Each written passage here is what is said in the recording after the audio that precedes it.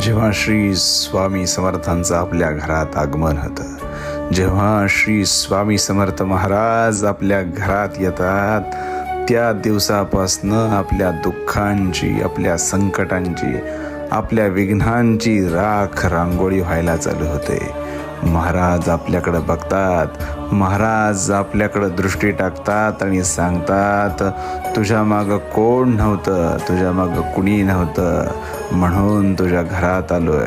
तुझा रक्षण करता, तुझा सर्व कार्य करविता करविता आजपासून मी आहे. माझी सेवा करत राहा.